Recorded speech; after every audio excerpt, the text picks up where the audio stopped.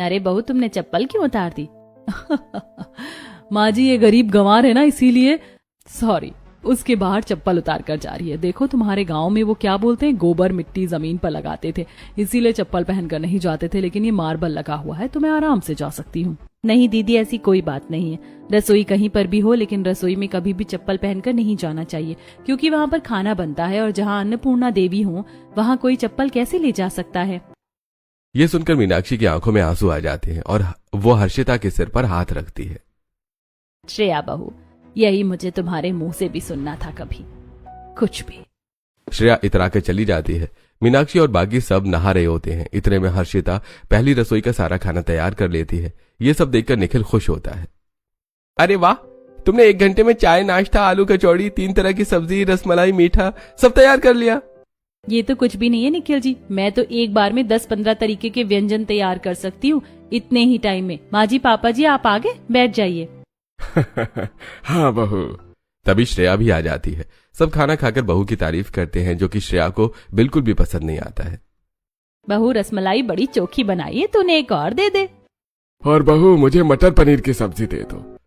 पापा, थोड़ा कम खाओ, आपको ऐसे मसालेदार खाना कम खाने को बोला है डॉक्टर ने। जेठ जी, पापा जी के लिए मैंने अलग से कम मिर्च मसाले वाली सब्जी बनाई है, ये लीजिए पापा जी। अरे वाह, इसे कहते हैं सर्वगुण संपन्न बहू, जो घर में सबका ख्याल रखे, ना कि दूसरों की पसंद को बोझ समझे। ऐसा सुनकर श्रेया गुस्से में टेबल से उठकर चली जाती है। माँ जी, दीदी को क्या हुआ है? वो ठीक तरीके से बात क्यों नहीं करती? थोड़ी अलग सी रहती हैं। भाभी, आप नहीं हो ना इस घर में, थोड़े दिन में आपको भी भाभी का पता चल जाएगा। वो ऐसे ही रहती हैं। आप भी खाना खा लो। पहले मेरे मंदिर जैसे ससुराल के सभी लोग खा लेंगे, उसके बाद मैं खाऊंगी। ठीक है बहू, हमारे खाना खाते ही तुम भी खाना खा लेना। सभी के खाना खाने के बाद शगुन में हर्षिता को एक जोड़ी चांदी के बिछिया मिलते हैं। सब अपने कमरे में चले जाते हैं। दोनों बेटे ऑफिस चले जाते हैं तो हर्षिता झूठे बर्तन उठा के रसोई में रख देती है, टेबल साफ कर देती है, रसोई साफ कर देती है, तब जाकर अंत में खाना खाती है और बिना किसी परेशानी के गर्मी में अपने पंखे में रहती है। लेकिन बड़ी बहू एसी में ही रहती है, बाहर से खाना ऑर्डर करके खाती है। दिन गुजरते हैं। छोटी बहू ने घर की सारी जिम्मेदारी संभाल ली थी। सुबह सुबह सबके पैर छूना, रोज अपने मीठे भजन से सबको जगा देना, टाइम से पहले खाना बना देती है, सास ससुर को दवाई दे देती है। एक दिन घर में संतोषी मनोज आते हैं। और महेश भाई साहब, कैसे हैं आप? और आपकी नई बहू कहाँ है? अब तो बहू को इस घर में 3 महीने हो गए होंगे ना? हाँ मनोज, बहू को इस घर में 3 महीने हो गए हैं। बहुत अच्छे से सारी जिम्मेदारी संभाल लेती है। इतने में हर्षिता अपनी चचिया सास ससुर के पैर छूती है, उन्हें ठंडे शरबत बनाकर देती है। वो ऐसे ही रसोई में खाना तैयार करती है। सिलेंडर खत्म हो जाता है। हे भगवान, इस सिलेंडर को भी अभी खत्म होना था। मुझे कितने सारे पकवान बनाने थे। अरे हाँ, 2 महीने पहले मैंने चूल्हा बनाया था ना, उसी पर खाना बना लेती हूँ। चूल्हा जलाकर धुआं करोगी क्या? घर में धुआं आ गया तो? रुको, मैं अभी इंडक्शन ऑर्डर कर देती हूँ, आ जाएगा। बहू, बाहर मेहमान बैठे हैं, टाइम लगेगा। दीदी, आप पैसे मत खर्च करो, अपने इंडक्शन मंगा लिया और बिजली चली गई तो आप रहने दो। मैं फटाफट से चूल्हे पर ही खाना बना लेती हूँ। मुझे तो चूल्हे पर खाना बनाने की आदत भी है, और छत पर पुराने फर्नीचर की लकड़ी भी पड़ी है, वो भी काम आ जाएगी। You are right, what can I expect from you. जो गरीब होते हैं वो अपनी आदत से गरीब होते हैं। एक खाना बनाने के लिए इतना लोड लेकर काम करोगी तुम? करो। हर्षिता की आंखों में आंसू आ जाते हैं। फिर भी वो धूप में जाकर फटाफट चूल्हे पर 3-4 तरीके का स्वादिष्ट व्यंजन तैयार करती है। इतने में मीनाक्षी मेहमानों को बिजी रखती है। 1 घंटे बाद हर्षिता अनेक पकवानों से उनकी टेबल सजा देती है। अरे चाची जी, चाचा जी, आप इतने शांत क्यों बैठे हैं? खाना खाइए ना, गर्मा गर्म। मैंने राज कचौरी भी बनाई है अनार डाल के। अरे वाह दीदी, तुम्हारी ये बहू तो बड़ी बहू से भी ज्यादा समझदार होशियार है। चूल्हे पर भी कितनी जल्दी खाना बना कर रख दिए, वो भी इतने पकवान। बहू, हम इतना सब नहीं खा पाएंगे, थोड़ा कम कर दे। नहीं नहीं चाची जी, आप दोनों के लिए बहुत प्यार से ये खाना बनाए हैं, आपको थोड़ा थोड़ा तो सब खाना होगा। सच में भाई साहब, बच्ची बड़ी प्यारी है। ठीक है बहू, हम खा लेते हैं। आहा, इतना स्वादिष्ट खाना तो मुझे किसी होटल में भी नहीं मिला। अब तक जितनी बहू के हाथों का मिला है, कोई कह नहीं सकता ये बहू गांव की है। और गरीब तो कहीं से भी नहीं लगती, क्योंकि इतनी गुणवान जो आई है। ये बिल्कुल ठीक कहा मनोज तुमने। बस इन लोगों की यही हरकत मुझे पसंद नहीं है। काम करे वो करती रहे तो इन ससुराल वालों का मन खुश रहता है। इतना बोझ तो मैं नहीं उठा सकती बाबा। अरे बहू, ऐसे खड़ी क्या हो? तुम तो मुझसे मिली ही नहीं ना आशीर्वाद लिया। आओ यहाँ। अरे नहीं चाची जी, बार बार झुकने से मुझे कमर दर्द हो जाता है, इसीलिए मैं पैर छूने नहीं आई। अब कोई बात नहीं, कोई बात नहीं। खाना खाने के बाद जाते जाते भी हर्षिता उनके पैर छूती है। बस बस बहू, कितना पैर छुओगी? मैंने सुना है तुम अपने ससुराल को मंदिर समझती हो, और ये बहुत अच्छी बात है। ऐसे ही अपने मंदिर का ख्याल रखना। बड़ी बहू तो ऐसे बिल्कुल नहीं है, क्योंकि वो अमीर है। खैर, मैं चलती हूँ। वो दोनों चले जाते हैं। तब श्रेया अकड़ कर, तुम्हें ये सब करना जरूरी है क्या हर्षिता? अपनी आदत छोड़कर शहर की तरह रहना शुरू कर दो।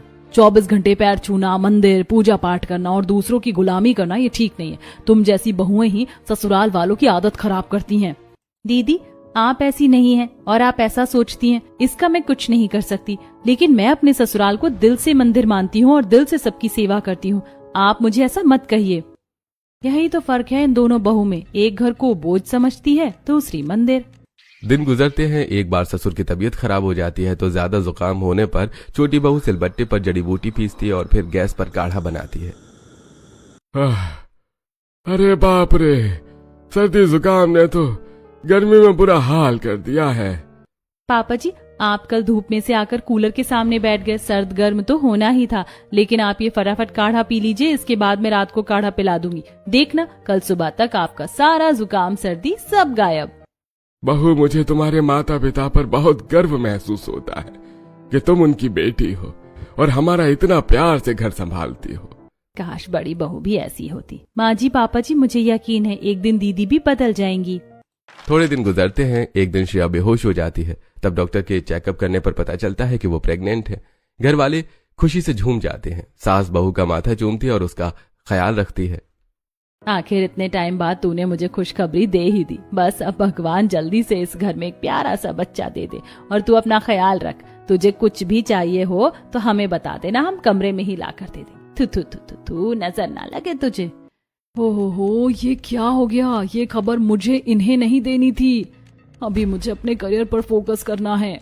दिन रात ससुराल वाले अब श्रेया का ख्याल रखते हैं। श्रेया को अच्छा भी लगता है, लेकिन फिर अपना करियर का सोचकर एक दिन रजत से बहस कर लेती है। तुम्हारा दिमाग खराब है श्रेया? सब लोग कितना खुश हैं और तुम्हें अपने करियर पर फोकस करना है। तुम अबॉर्शन नहीं करवा सकती, ये हमारी खुशियां हैं। तुम्हारे लिए खुशी है। अभी मेरी शादी को 1 साल भी नहीं हुआ और मैं अभी तक घूमी भी नहीं हूं ना। मेरा मॉडलिंग करियर, सब कुछ मैं इस बोझ की वजह से रोक नहीं सकती। श्रेया, तुम हमारे बच्चे को बोझ कैसे कह सकती हो? यह हमारे प्यार की निशानी है और तुम अबॉर्शन नहीं करवाओगी। That's final. देखती हूँ तुम मुझे कैसे रोकोगे। टाइम रहते श्रेया अपना अबॉर्शन करवा लेती है, जिससे उसे थोड़ी तकलीफ रहती है। इसी बीच छोटी बहू भी घर में खुशखबरी दे देती है। अब सास अपनी दोनों बहू का ख्याल रखती है। मीनाक्षी के हिसाब से उसकी बड़ी बहू को तीसरा और छोटी बहू को दूसरा महीना था। एक दिन जब वो केसर का दूध लाकर दोनों बहू को देती है। इतनी देर हो गई, केसर का दूध ठंडा हो गया। बेटा, पहले ये तेरे और बच्चे की सेहत के लिए बहुत अच्छा है, और इसके बाद मैं तरबूज काट कर दूंगी, वो भी खा लेना। हर्षिता बहू, तुझे अलग से कहूँ, तू भी जल्दी से दूध पी। आधा दूध ही पिया है। जी माँ जी, बस थोड़ी टाइम की बात है, फिर दीदी और मेरे बच्चे साथ में बड़े होंगे, साथ में खेलेंगे। अरे श्रेया बहू, देख मैं तेरे मुन्ने के लिए क्या बनाई हूँ। अरे बस करो, क्या बच्चा बच्चा लगा रखा है? नहीं है मेरे पेट में कोई बच्चा। मैंने 2 महीने पहले अबॉर्शन करवा दिया था। नाटक कर करके थक गई हूँ। ये सुनते ही घर वालों के पैरों तले जमीन खिसक जाती है और मीनाक्षी श्रेया को चांटा मार देती है। तू इतना बड़ा धोखा हमें कैसे दे सकती है? 2 महीने से नाटक कर रही थी। मैंने तुम्हें कितना मना किया था श्रेया, इसके बाद भी तुमने अबॉर्शन करवा लिया। तुमसे ज्यादा गिरी हुई औरत मैं आज तक नहीं देखी। एक मासूम के साथ तुमने ऐसा किया। अरे हमारे घर के चिराग को बुझा दिया। बहू अपने घर की जिम्मेदारी, बड़ों की जिम्मेदारी, रिश्तों की मर्यादा, रसोई, सबको बोझ समझा, लेकिन बच्चे को बोझ नहीं समझना चाहिए था। दीदी, आपने सबके मन को ठेस पहुंचाई है। सब लोग श्रेया को छोड़कर वहां से चले जाते हैं। इस बुरी खबर को जानकर घर के सभी लोगों को झटका लगा था और कोई भी श्रेया से अब बात नहीं कर रहा था। श्रेया अभी अपनी अकड़ में थी, लेकिन मीनाक्षी अपनी छोटी बहू का बराबर ख्याल रख रही थी। बहू ये ले, अब तुझे 5वां महीना लग गया। अपनी सेहत पर ध्यान दे और ये ढीला सूट पहन लेना। मुझे पता है माँ जी, आप मेरा ख्याल रख रही हैं, लेकिन जब से ये बात आपको पता चली है, कोई भी ठीक से खाना नहीं खा रहा। इसलिए आप दोनों मेरे सामने अभी खाना खाओगे। दीदी ना सही, मैं तो आपको ये खुशखबरी दे रही हूँ। हाँ बहू, तुम जैसी बहू पाकर हम धन्य हैं। 4 महीने बाद हर्षिता की डिलीवरी टाइम आ जाता है। रात को वो अस्पताल में एडमिट होती है और एक प्यारे से बेटे को जन्म देती है। घर वाले बहुत खुश थे। घर न जाकर सबसे पहले हर्षिता ससुराल वालों के साथ मंदिर जाती है, वहां से आशीर्वाद लेती है। शुक्रिया माँ जी, पापा जी, निखिल, आप मुझे यहाँ ले आए। मैंने मन्नत मांगी थी जैसे ही मेरा बच्चा मेरे पास आ जाएगा मैं सबसे पहले मंदिर जाऊंगी, और अब मुझे अपने ससुराल जैसे मंदिर भी ले जाइए। हाँ हाँ बहू चल। सभी लोग घर आ जाते हैं तो पारुल बच्चे और उसकी माँ की आरती उतार कर खूब अच्छे से वेलकम करती है। घर बहुत ज्यादा सुंदर और डेकोरेशन से भरा हुआ था। घर में नाच गाना होता है, हर तरफ खिलौने होते हैं, और यह सब देखकर श्रेया के मन में उथल पुथल थी। ये सब बच्चे के आने से कितना खुश हैं। अगर मेरा बच्चा भी इन सब के साथ होता तो आज घर वाले बहुत खुश होते। नहीं, मुझे ये सब नहीं सोचना चाहिए, मुझे अपने करियर पर ध्यान देना है। और ऐसा कहकर श्रेया वहां से मॉडलिंग के लिए निकल जाती है और अलग अलग इवेंट में रैंप वॉक करती है। जैसे उसे कोई खुशी नहीं मिलती तो छोड़ देती है। एक दिन हर्षिता हॉल में बैठे बेटे को गोद में लेकर खेल रही थी। तभी पास बैठे श्रेया के बच्चा उंगली पकड़ लेता है, जिससे श्रेया की आंखों में आंसू आ जाते हैं। उसे इस पल अलग ही एहसास होता है। पेट पर हाथ रखती है। ये अचानक से मेरे अंदर ममता क्यों जाग रही है? मेरा दिल भी बच्चे के लिए तड़प रहा है। जैसे इसने मेरी उंगली पकड़ी, मुझे अलग एहसास हो रहा है। काश मेरे पास भी मेरा अपना बच्चा होता। अरे ताई जी की उंगली छोड़ो बाबू, मुझे आपको नहलाने ले जाना है। रोज रोज बच्चे को देखकर श्रेया के मन में बच्चे के लिए प्यार उमड़ता है। उसे गोद में लेने की कोशिश करती है, लेकिन मीनाक्षी और महेश उसे मौका नहीं देते। माँ जी मुझे भी दे दीजिए। तू दक्ष को लेकर क्या करेगी? बच्चे तो तेरे लिए बोझ होते हैं ना। श्रेया रोते हुए वहां से चली जाती है। तभी उसे मॉडलिंग के लिए ऑफर आता है, लेकिन इसी बीच उसका छोटा सा एक्सीडेंट हो जाता है, जिसके लिए वो डॉक्टर के पास चेकअप के लिए जाती है। वैसे तो श्रेया घबराने वाली कोई बात नहीं, लेकिन तुम्हारे पेट में लग जाने की वजह से तुम्हारे कंसीव करने के चांसेस कम हो गए हैं। वैसे भी तुमने अबॉर्ट करवाया था, तो इस बात का ध्यान रखना और ये लो मेडिसिन। नहीं, ऐसा नहीं हो सकता, मुझे भी माँ बनना है। ये मुझसे क्या हो गया? ये बात किसी से शेयर नहीं करती, खुद ही घर में परेशान रहती है।